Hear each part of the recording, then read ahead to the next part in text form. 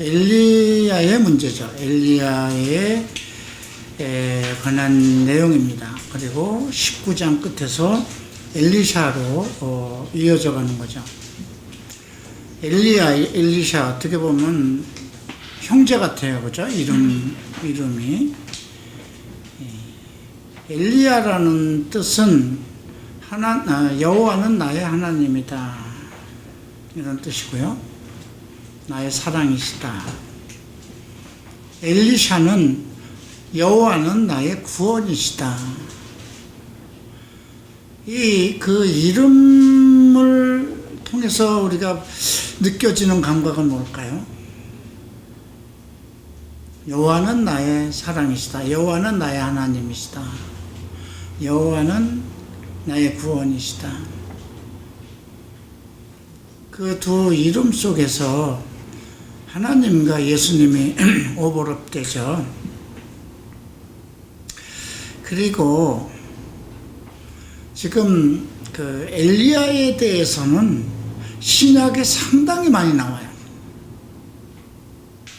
우선 예수님 시대에 실질적으로 사도들이 만난 사람 중에 하나예요. 변화산상에 올라갔을 때 우리가 그 신약에서도 아브라함의 하나님, 이삭의 하나님, 야곱의 하나님에 대해서 얘기가 돼 있는데, 그러면 그 세 분을 내려와서 만났어야 되잖아요. 그죠? 이스라엘의 창시자나 마찬가지잖아. 아브라함. 믿음의 핵심이고 믿음의 조상이잖아요. 그런데 모세와 엘리야가 나타났어요. 그죠? 엘리야에 대한 얘기가 복음서에서도 여러 번 나와요. 우선 어째서 엘리야가 먼저, 예수님께서 메시아가 오기 전에 어째서 엘리야가 먼저 와야 된다고 말합니까? 이렇게 제자들이 질문했을 때 엘리야가 먼저 왔다.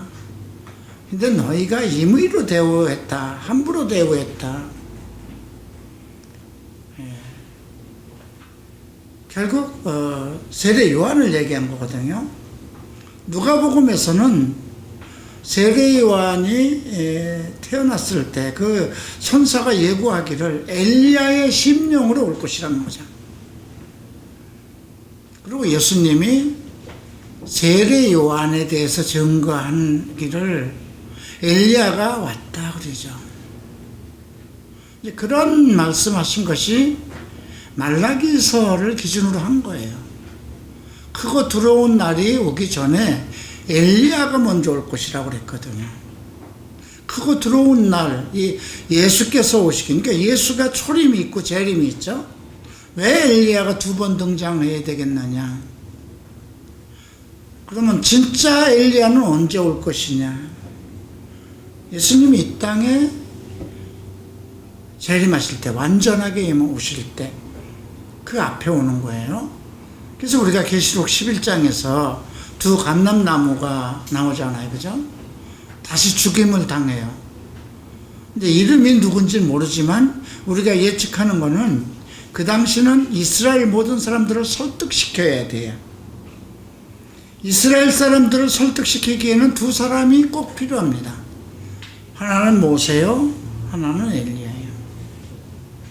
그래서 변화산상에서 베드로가 그냥 뭐라 그럴까요? 이렇게 혼란 속에서 그 영적인 혼란을 느끼잖아요. 그죠? 자기가 무슨 말을 하는지도 모르는 그 속에서 여기에 집을 세 개를 지어서 하나는 주님을 위해서, 하나는 모세를 위해서, 하나는 엘리야를 위해서 집을 세 개를 짓고 우리가 여기서 같이 살았으면 좋겠습니다. 이스라엘의 소망을 얘기하는 거예요. 예수님과 엘리야와 모세가 함께 살면 다 해결될 것 같습니다. 왜? 이스라엘 사람들은 누구의 법을 따라요? 모세의 율법을 따라서 그게 삶이 됐어요. 그죠? 그런데 그들이 소망하는 건 누구예요? 메시아예요. 그런데 그가 오기 전에 엘리야가 온다고 그랬어요. 그렇기 때문에 이 세 분이 예수님과 엘리야와 모세가 이곳에 살면은 모든 게 다 해결될 것 같습니다. 그때 하늘에서 음성이 들리자 하나님이 직접 얘기한 거예요. 저는 내 사랑하는 아들이니 너희는 저희를 들으라 그러죠. 다 필요 없다. 메시아의 시대는 예수뿐이다. 이렇게 결론이 지어져요. 오늘 이 17장, 18장 매우 중요한 내용인데요. 영적 전쟁이에요. 아까 현철 형제가 코로나 얘기를 잠깐 했어요. 코로나 문제도 영적 현장이에요. 이 지구상에 우리가 살면서 우리 크리스찬이 생각해야 되는 것은 우리는 두 세계 속에 공존한다는 거예요. 하나는 영적인 세계고 하나는 이 세상. 이 두 개가 같이 공존하는데 시간과 모든 것이 다 같아야 같이 돌아가기 때문에 이게 서로 어떤 입자가 서로 다르고 그러면 우리가 차이를 느낄 텐데 영적인 세계 속에 이 세상이 있고 이 세상 속에 영적인 세상과 공존하기 때문에 우리는 평상시에는 느끼지 못하지만 분명한 거예요. 그래서 이 세상은 이 세상의 신이 이끌어가요. 그죠? 예수님도 인정을 한 거잖아요. 그죠? 이 세상의 신은 예수님도 시험을 해요. 그러니까 당연히 우리도 시험을 해요. 그리고 이제 우리가 그래서 이 엘리야의 문제를 오늘 이 18장과 19장을 볼 때에는 항상 이렇게 생각하면 돼요. 구약에서 어떤 것이 주어졌을 때 신약으로 대답할 수 있어야 돼요. 자, 이 문제에 대해서 이것이 영적인 문제라 아까 얘기했죠. 아니 그렇게 18장에서 엄청난 일을 했어요. 그죠? 엘리야 이세벨의 선지자들 800명을 전부 다 기슭강가에 가서 다 죽여버렸어요. 그죠? 그리고 왕 앞에서 달려갔어요. 뛰어가죠. 왕의 마차 앞에 달려가는 거는 지금도 문 대통령 차가 지나가는데 못 지나가요, 우리. 감히 그 시절에 왕권 앞에 달려가는 것은 있을 수 없는 거예요. 그게 18장 마지막에 나오잖아요. 그죠?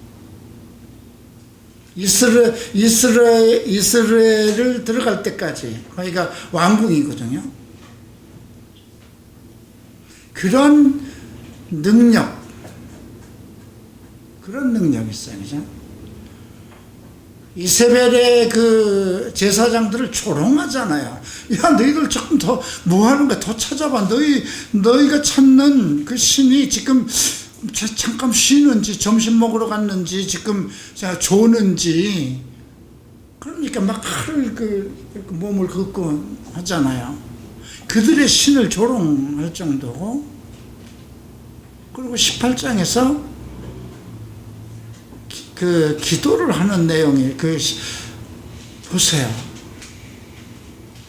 아브라함과 이삭과 야곱의 하나님이라고 부릅니까? 누구의 하나님을 찾아요? 이스라엘을 찾아요. 야곱의 하나님을 안 찾아요. 그죠? 같은 사람이에요. 야곱과 이스라엘은 같은 사람이에요. 그죠? 근데 아브라함과 이삭과 이스라엘의 하나님. 이스라엘은 승리잖아요. 그죠? 네.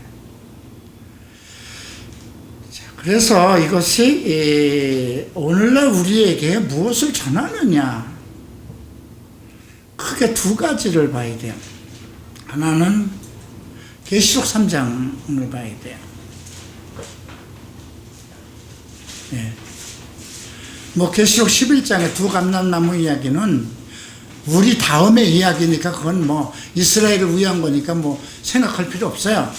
우리는 휴거될 사람들이에요. 7년 대환란은 우리와 관계없는 사람들이에요. 그런데 계시록 3장에서 두아디라 교회가 나와요. 자, 두아디라 교회에는 보세요. 3장 18절. 두아디라 교회의 사자에게 편지하기를 그 눈이 불꽃 같고 그 발이 빛난 주석과 같은 하나님의 아들이 가라사대.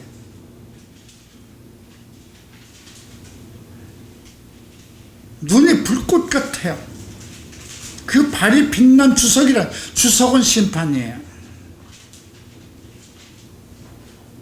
하나님의 아들이 말씀하시기를 내 사업과 사랑과 믿음과 섬김과 인내를 아노니 내 나중 행위가 처음 것보다 많도다. 대단한 교회잖아요, 그죠? 우선 사업 활동이 컸어요. 사역 범위가 컸어요. 전세 지금 있는 이 땅에 있는 하나님을 섬기는 교회 중에 가장 사업이 많고 활동이 큰 교회가 어디예요? 장로교회예요? 순복음이에요? 갈보리 채플이에요? 천주교회예요? 천주교회예요. 그죠? 구제 사업도 제일 많이 하고 큰 국가적인 역할을 하잖아요. 그죠? 가톨릭은 사랑과 믿음과 사랑을 표현하는 일에 개신교가 못 따라가요. 천주교를. 구제 사업이라든가 이런 면에서 믿음과 섬김을 얘기해요. 그리고 인내를 얘기해요. 줄기차게 살아남아 있어요. 천주교는 분열이 없어요. 내 나중에 해가 점점 것보다 많도다. 대단한 칭찬이에요. 그죠? 그런데 내가 책망할 것이 있다 그러죠. 자칭 선지자라고 하는 여자 이세벨을 내가 용납함이니 그가 내 종들을 가르쳐 꾀어 음행하게 하고 행음하게 하고 우상의 제물을 먹게 하였노다. 또 내가 그에게 회개할 기회를 주었으되 그 음행을 회개하지 하고자 아니하도다. 이것은 이세벨을 용납한 것이 이 교회가 끝까지 가지고 간다는 거예요. 회개 안 하고. 그래서 내가 그를 침상에 던질 것이요 또 그로 더불어 가늠하는 자들도 만일 그의 행위를 회개치 아니하면 큰 환난 가운데 던지고. 뭐예요? 이들은 재난간 7년 대환란으로 간다는 겁니다. 두아디라 교회는 7년 대환란으로 가요. 주변에 그래서 가톨릭 다니는 사람 있으면 속히 여러분들 언급하셔야 돼요. 그런데 이와 같은 교회들이 있어요. 아직도. 꼭 이거는 뭐 가톨릭이 아니더라도요. 자, 왜 이세벨을 언급했을까요? 가톨릭에서 예수가 돋보여요? 마리아가 돋보여요? 마리아예요. 성경은 분명히 예수 그리스도의 이름으로 기도하라고 그랬는데 거기는 마리아의 이름으로 기도하고 베드로의 이름으로 기도하고 그래요. 그죠? 영적인 문제예요. 예수 이외의 것이 더 중요해서는 안 돼. 그게 믿음을 가지고 있고 사업이 크고 사랑이 크고 인내가 크고 그런다 할지라도 예수보다 더 중요한 것이 있으면 안 돼요. 그죠? 구원은 오직 예수이기 때문에 이 문제예요. 그런데도 중요한 것이 있어요. 23절에 또 내가 사망으로 그의 자녀를 죽이리니 모든 교회가 라고 그러죠. 그의 자녀가 누구예요? 교회의 뿌리, 이제 교회의 마지막까지 7년 대환란까지 다 내려오는 거예요. 그죠? 모든 교회가 나는 하나님의 뜻과 사람의 뜻과 마음을 살피는 자인 줄 알지라. 내가 너희 각 사람의 행위대로.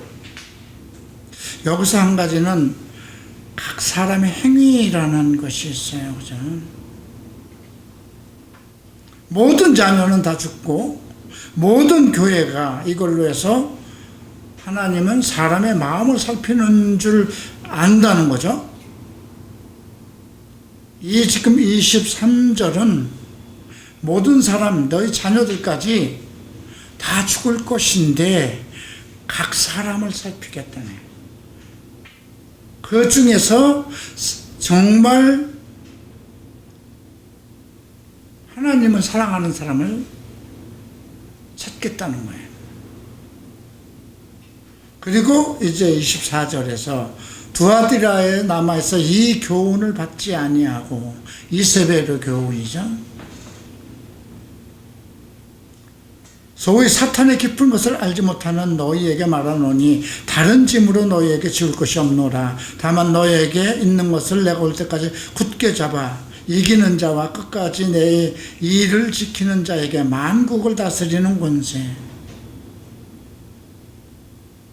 그가 철장을 가지고 저희를 다스려 질그릇 깨뜨리는 것과 같이 하리라. 나도 내 아버지께 받은 것이 그러하니라.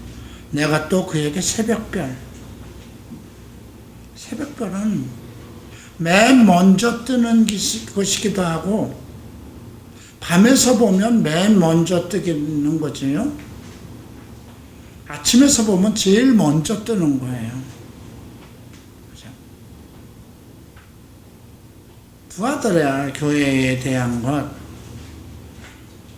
잘 생각해 봐야 돼요. 그런데 이세벨이라는 말이 여기서 나오잖아요.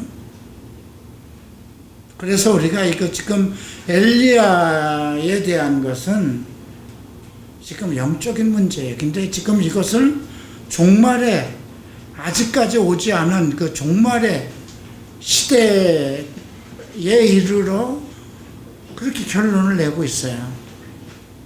또 한 가지 우리가 꼭 봐야 되는 거, 우리 개신교 입장에서 봐야 될 것, 우리 일반 성도, 우리 하나님을 믿는 성도들이 이 이세벨에 대한 것이나 엘리야에 대한 신앙, 지금 우리가 그 두아디라 교회를 통해서 보는 것은 이세벨이 누구인가죠? 엘리야가 이세벨 때문에 망한 거예요. 왜 두려워했다는, 우리가 지금 이거 자기대면에서 내가 18과에서 엘리야의 콤플렉스를 설명했어요. 그죠? 네. 두려움을 갖는다는 것이 무엇인가? 우울증, 아까 우리 지손자매가 우울증 얘기를 했어요. 그죠? 이 우울한 것, 왜 이렇게 그렇게 열정적으로 하나님을 사랑하고 이스라엘 백성을 전부 다 이스라엘의 하나님 앞으로 이끌고 가는 그 백성들에게 그랬잖아. 너희가 언제 그 두 사이에서 왔다 갔다 할 거냐? 예? 언제까지 이세벨의 신과 너희 여호와의 하나님 사이에서 왔다 갔다 할 거냐? 그 18장에서 책망하잖아요. 그죠? 그리고 그들을 전부 다 그들의 마음을 사로잡아요. 하늘에서 그의 기도로 비를 멈추게도 하고 비가 오게도 하고 하늘에서 불을 내리고 하는, 이 지상에서 엘리야와 같은 사람은 하나밖에 없었어요. 그죠? 세례 요한의 심령으로까지 이 땅에 왔어요. 그런데 이세벨의 말 한마디에 그냥 납작을 들어서 아이고 더 살고 싶지 않다 이거잖아요. 하나님이 천사를 시켜서 구운 떡까지 말랑말랑하게 먹기 좋은 떡을 여기다 아주 시원한 물까지 갖다가 2번이나 그랬어요. 그죠? 천사를 시켜서 야, 너 갈 길이 아직 멀어. 지금 네가 이러고 있으면 어떡해? 2번이나 여호와의 사자의 하나님의 천사를 내보내서, 근데 그가 그 떡을 먹고 그 음식물에 의지해서 40주야를 올라갔다는 거죠. 바로 앞장에서는 하나님의 성령의 능력을 입어서 마른 하늘에 지금 구름 하나도 없고 비가 올 것도 아닌데도 하나님께서 비를 주시겠다고 했기 때문에 그 말씀을 믿고, 그러면 증거를 보여주세요. 그래서 자기 종을 보고 너 저쪽 끝에 가서 뭔가 떠오르는가를 봐라. 구름이 와야 비가 오니까, 그죠? 근거를 찾는 거였어요. 7번을 자기 무릎 안에 머리를 쳐박고 7번이라도 하나님이 말씀을 하셨기 때문에 반드시 비를 내릴 거라는 것을 알고 있었지만 타이밍이 맞아야 되기 때문에 그랬어요. 아니면 자기가 죽잖아요. 그죠? 왕 지금 올라가서 여기 좀 쉬고 계세요. 좀 먹고 계세요. 그리고 갈멜산으로 올라간 거예요. 호렙산으로 올라간 거죠. 왜 호렙산으로 올라갔느냐? 40주야 중요하지 않아요. 그건 중요하지 않아요. 40일이라는 기간은 고난의 기간이기도 하고 믿음의 사람이 겪어야 할, 각 사람에게 40일이 있을 수 있고요. 40년의 고난이 있을 수 있고요. 그건 믿음 안에서 우리가 참고 인내하고 견뎌내야 하는 시간이에요. 호렙산은 이스라엘 백성들이 그 산을 통해서 하늘의 전기를 받아내리던 산이에요. 믿음의 산이에요. 우리가 우리의 그 산 하면 시온산 하듯이. 근데 그래서 이 18장과 우리가 오늘 19장이 우리에게 주는 이 교훈은요, 간단해요. 영적 싸움에서 밀리면 내가 어떤 믿음을 가지고 있었던 어떤 대단한 일을 하든 목사든 그 누구든 다 소용없다는 거예요. 그죠? 우리 현실 속에서 보잖아요. 우리 한국에서도 보잖아요. 그죠? 한국에서도 전 세계 한국에 무슨 30만, 50만 성도가 있고 전 세계에 뿌리를 내리고 선교를 하고 오직 자기네 복음만 알짜배기 무슨 복음인 것처럼 하던 분이 어떻게 됐어요? 그분에게 이세벨은 뭐였어요? 육신의 정욕, 안목의 정욕, 이승의 자랑이었잖아요. 그거 하지 말라고 그랬는데 성경이, 그죠? 여자에게도 넘어가고 실질적으로 돈에게도 넘어가고 명예에게도 넘어갔잖아요. 그죠? 예수님이 당했던 그 3가지, 그죠? 떡에 관한 것, 내 마음대로 한번 해봐. 그리고 하늘 보자. 이 3가지 손대지 말아야 할 것에 넘어진 거잖아요.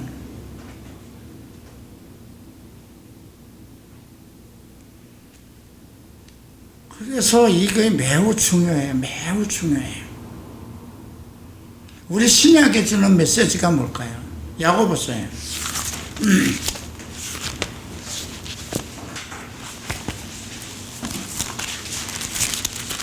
야고보서 5장.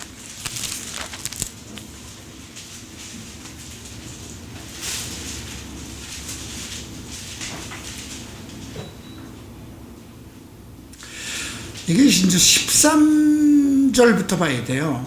너희 중에 고난당하는 자 있느냐? 저는 기도할 것이요. 즐거워하는 자가 있느냐? 저는 찬송할. 두 가지를 얘기해요. 너희 중에, 이게 지금 야고보서니까 그 뒤에 성경 몇 장 안 남았어요. 베드로와 요한 1, 3, 4. 그죠? 그 다음에 유다서. 그 다음에 계시록이에요. 종말에 관한 거예요. 정말 이게 히브리서 다음에 야고보서가 나온다는 거는요, 잠언서예요. 신약의 잠언서. 계시록 들어가기 전에, 종말에 들어가기 전에 우리가 지켜야 할 명심보감이 야고보서예요. 첫 번째가 뭐예요? 말에 대한 거잖아요. 말 조심해, 이거예요. 1장에서 혀 조심해. 온전한 믿음 가지고 기도해. 그죠? 근데 여기서도 보면, 고난당하는 자가 있느냐? 기도할 것이야. 즐거워하는 자가 있느냐? 참, 이 두 가지를 얘기해요. 고난과 즐거움. 인생의 이 두 가지는 우리 인생에 평생 있을 거예요. 그죠? 고난이 먼저가 있어요. 그죠? 근데 기쁨도 있어요. 고난이 있을 때는 그 해결을 할 분이 오직 하나님밖에 없다는 거예요. 두 번째는 기쁘냐? 그건 하나님께 영광을 돌려야 된다. 네 인생이 기쁘면, 즐거우면, 행복하면, 평안하면 하나님을 찬송해야 된다는 이 두 가지. 그죠? 영적 싸움에서 이길 수 있는, 우리가 현대 오늘 영적 싸움에서 이길 수 있는 두 가지 방법이 이거예요. 고난 중에는 무조건 기도하는 거예요. 예수 그리스도의 이름으로. 내 인생이 기쁠 때는 그냥 감사의 찬송밖에 없는 거예요. 그죠? 그 모든 영광을 하나님께 드리는 거예요. 그죠? 병든 자가 있느냐? 병 당연히 들어요. 저는 교회 장로들을 청할 것이요. 네가 어디에 소속되어 있느냐 이거예요. 이런 것을 위해서 내가 교회를 세웠다는 것이고, 이런 것을 위해서 나의 종을 세웠다는 뜻이에요. 이 말은. 그들은 주의 이름으로 기름을 바르며 위하여 기도할지라. 기름을 바르라고 그랬어요. 구약에선 유대인들은 병든 사람에게 올리브 기름을 발라서 기도했어요. 주의 이름으로 기름을 바르면. 너희 중에 병든 자가 있냐?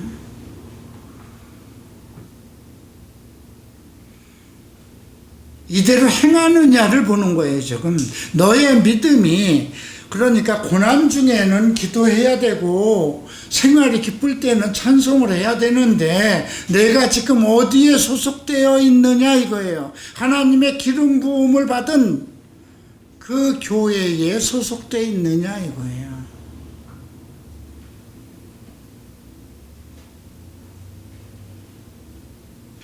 믿음의 기도는 병든 자를 구원하리니. 믿음을 요구하고 있어요. 그죠? 믿음의 정의는 로마서 10장 17절이죠. 믿음은 들음에서 나며, 들음은 그리스도의 말씀을 듣는 거라고 그랬어요. 누구에게 들을까요, 여러분? 기름 부음을 받은 종에게 듣죠.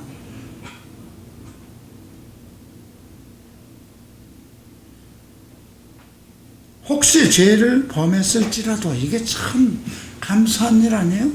죄를 안 짓고 살 수가 없잖아요. 혹시 죄를 지으면 안 돼요, 절대로. 믿는 자는. 그래도 혹시 죄를 범했을지라도 사심을 얻을 것이다. 그러니까 너희가 지금 병을 얻는 것은 죄 때문일 수도 있다는 거예요. 모든 병이 죄 때문에 오는 건 아니에요. 코로나 죄 때문에 걸리는 건 아니에요. 그죠? 그러나 여기서 얘기하는 건 혹시 죄를 범하였을지라도 사심을 얻으리라는 것은 병이 죄로부터 올 수도 있다는 거예요. 그래서 반드시 기름을 바르며 예수의 이름으로 기도할 믿음의 사람을 찾아가라는 거죠. 또 하나 16절에 보면 너희 죄를 서로 고하며, 이건 매우 중요해요. 죄 혼자 안고 그냥 하나님에게만 쭝얼쭝얼하지 말라는 거예요. 내가 나의 죄에 대해서 여러분들에게 구하는 일이, 난 내 평생 목사가 된 이후로 내 죄를 감춰본 일이 없어요. 그 부끄러운데, 여러분들 부모에게도 말 못 하잖아요. 이 지구상에서 가장 사랑하는 사람이 여러분 부모인데도 말 못 하잖아요. 왜 말 못 할까요? 부끄러워서 아니에요. 즐기고 싶어서 그래요. 그 죄 속에서 살고 싶어서, 즐기고 싶어서, 그 죄의 기쁨을 벗어버리고 싶지 않기 때문에 그래요. 내가 이제 그 죄를 벗고 죄인이 아니다가 한다면 뭐 때문에 그 고백을 못해요. 그죠? 여기서 보면 너희 죄를 서로 고하며 병 낫기를 위하여 서로 기도하라. 병 안 걸리고 일생을 산다는 거. 요즘엔 뭐 병이 다 의학으로 하는 거지 무슨 기도를 하겠습니까? 글쎄요, 나는 이번 폐암을 겪으면서 의학으로 내 병을 고쳤다고 생각하네요.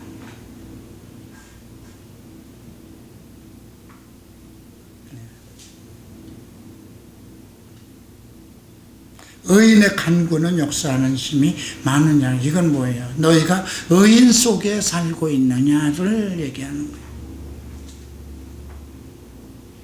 아무나에게 가서 내 죄를 고하고 서로 병 낫기를 기도하라는 게 아니고, 의인의 간구라고 했기 때문에 너희가 의인들 속에서 그리스도를 신뢰하며 예수 안에서 의롭게 살아가, 예수 그리스도의 의로 살아가는 사람들 속에 있느냐 이거예요.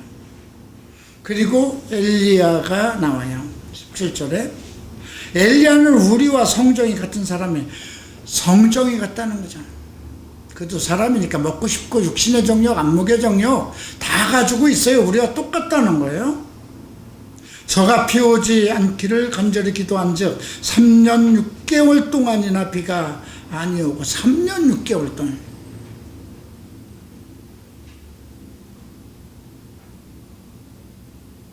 다시 기도한즉 하늘이 비를 주고 땅이 열매를 맺었다. 이 얘기는 뭐예요? 엘리야, 지금 이건 16절과 같은 맥락으로 가야 되는 거예요. 14절에 나오는 교회 장로들도 마찬가지고요. 16절에 나오는 의인도 같은 맥락이고요. 너희가 의인 덩어리냐 이거예요. 너희 교회가 의인의 교회냐 이거예요.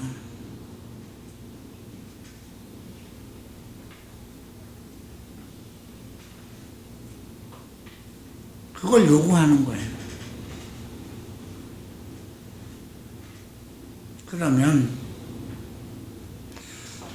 자, 이 말씀과 우리가 연관해서 예수께서 제자들에게 부활하신 후에 성령을 불어넣으시면서 하신 말씀이 뭐예요? 너희가 죄를 사하면 사했을 것이죠. 그죠? 그대로 두면 그대로 있을 것이죠. 교회에게 죄를 사하는 권세를 준 거예요.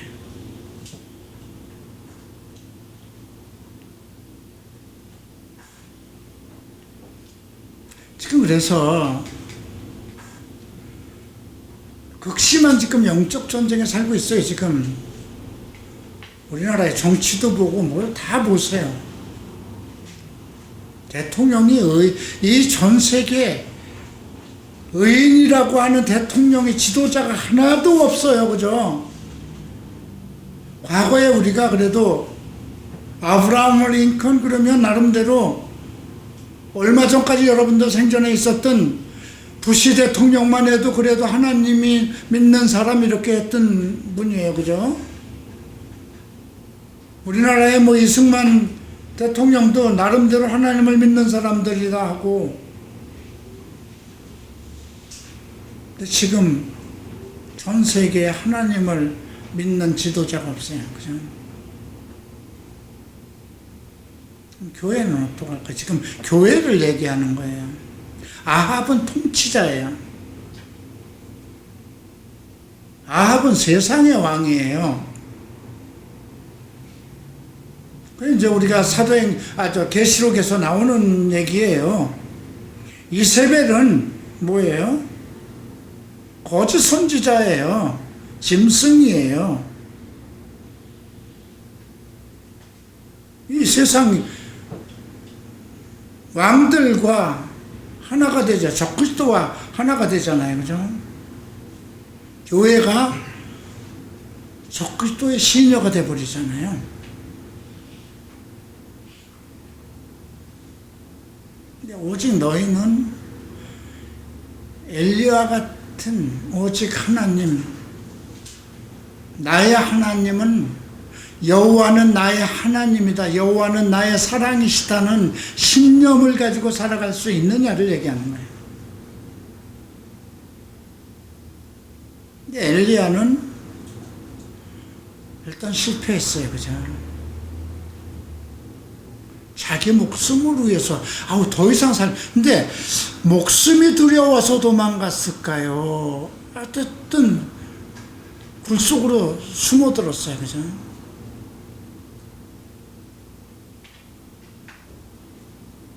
근데 계속 너 왜 여기 있어? 너 왜 여기 있느냐? 3번이나 하나님이 묻죠. 이스라엘의 선지자들을 다 죽이고 딸랑 나 하나 남았는데 나까지 죽이려고 합니다.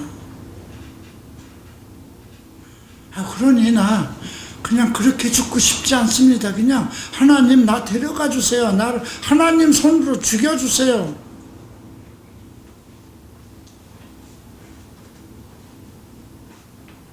근데 하나님의 세미야 그런 말씀은 내가 왜 여기 있느냐 한 그 말씀 자체가 세미한 음성이에요. 그죠? 그런데 자기 주장만 해요. 그죠? 한 번도 안 꺾어요. 더 이상 됐습니다. 나는 우리 조상들 중에 그냥 별 볼 일 없는 사람이에요. 그러니 참 그런 우리가 그 19장에서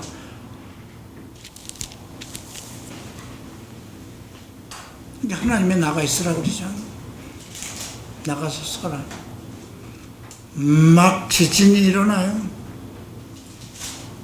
근데 그 속에도 하나님이 안 보여요. 불이 일어나요. 그 속에도 하나님이 안 보여요. 불 꺼진 후에 세미한 음성, 하나님의 말씀이죠.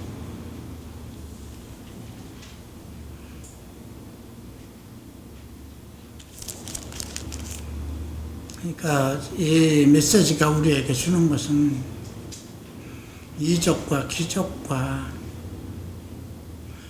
그런 것으로 살아가지 말라는 거예요. 의인은 오직 믿음으로 살라는 거예요. 고난을 받느냐? 기도하면 되고, 기쁨은 감사하고, 병든 자가 있으면 교회가 똘똘똘똘 뭉쳐서 의인들끼리 서로 자기 죄를 고하고, 죄를 고한다는 건 뭐예요? 이제 죄를 고하면 용서함을 받는 거잖아요. 그죠? 의인의 길로 회복하는 거잖아요. 그죠?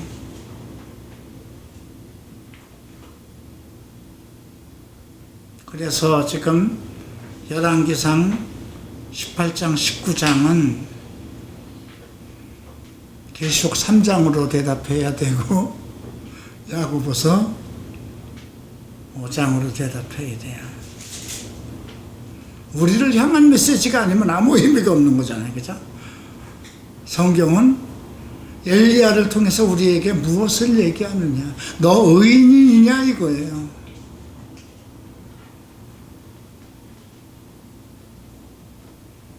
오늘 참 이렇게 좋은 메시지입니다. 아마 이제 우리가 이런 시간이기 때문에 이렇게 설교를 정리할 수 있는 거예요. 그 신약 전반에 엘리야에 대한 얘기가 많이 나와요. 어디에서 나오는 것 같아요? 여러분들 기억하는 것 중에? 한번 네? 어디?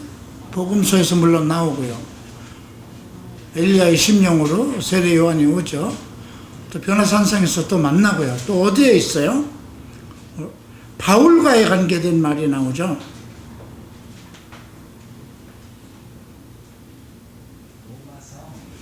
로마서 11장이에요.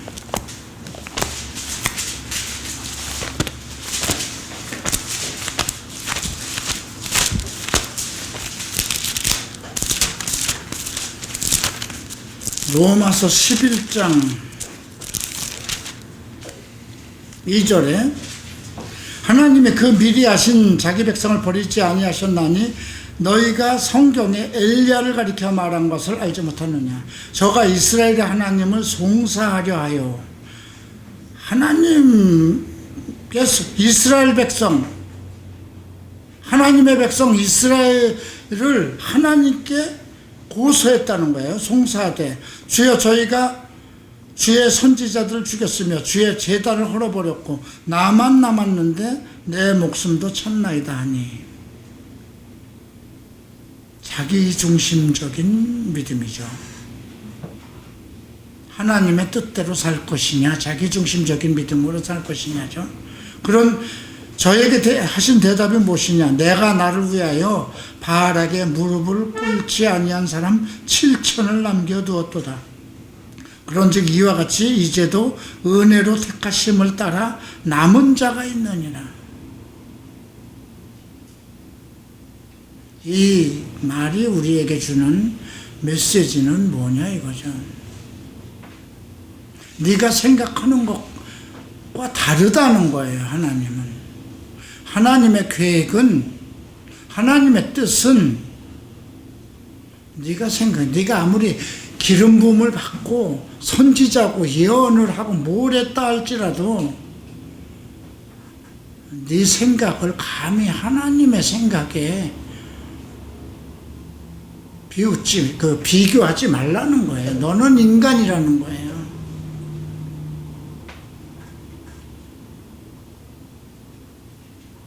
우리에게도 하는 말이에요.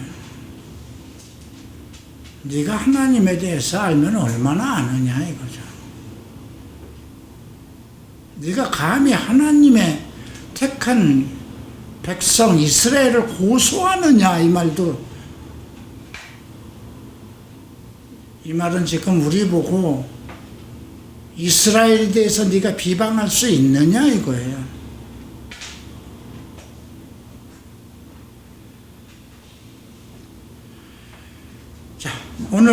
혹시 이제 질문할 것이 있으면 질문해 보죠. 이제 지금 강의 들었으니까